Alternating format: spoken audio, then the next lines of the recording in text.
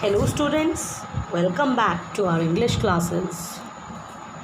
Today we are going to explore our third poem, that is Keeping Quiet, page number 95. And it is composed by Sir Pablo Neruda. So first we are going to discuss about our poet, that is Pablo Neruda, and he received his pen name in 1920.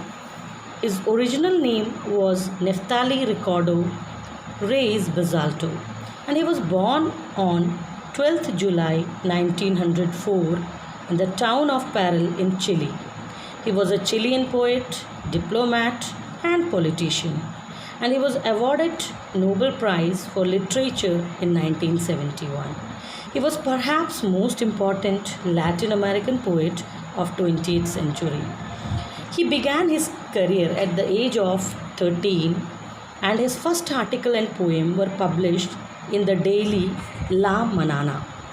He used to write his poetry in green ink because for him it symbolized desire and hope. And Pablo Neruda was set to demise on September 23, 1973 in Santiago. So this is all about our poet Pablo Neruda. And now we'll be going through the introduction of our poem, that is Keeping Quiet. So here in Keeping Quiet, this poem talks about the necessity of quiet introspection as it can develop a feeling of mutual understanding among human beings. Stillness and silence will help men in creating these feelings. That is just a kind of thought of Pablo Neruda, as if this poem it is just written when like civil war was going on in Chile.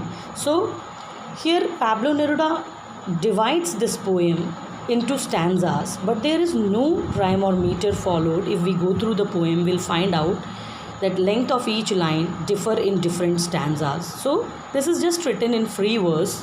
Moreover, there is a shift in thought as we go from stanza to stanza. We'll find that in the poem.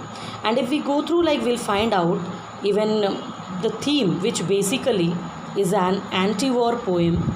If we go through, and the poet is deeply concerned about violence, cruelty to animals, and plight of manual workers, as if we know what kind of situation a war can bring. So that situation has been portrayed by him in this particular poem.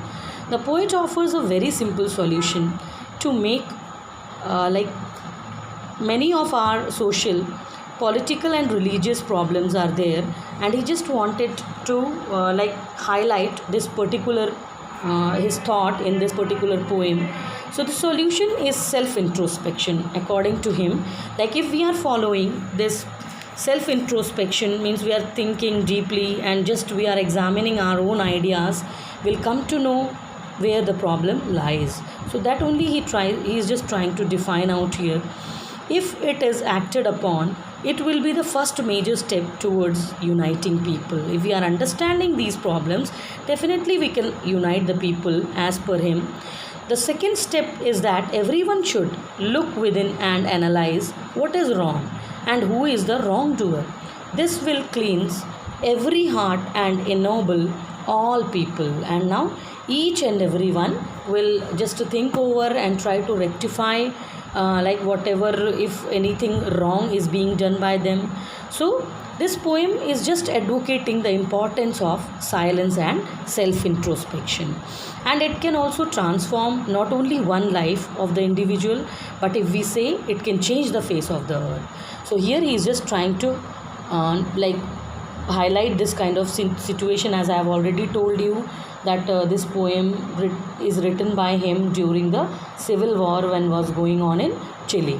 So this is all about like a brief introduction of the poem and the poet, and like stanza wise explanation will be going through in our next session, and I hope this much you understood. So rest in next session. Thank you.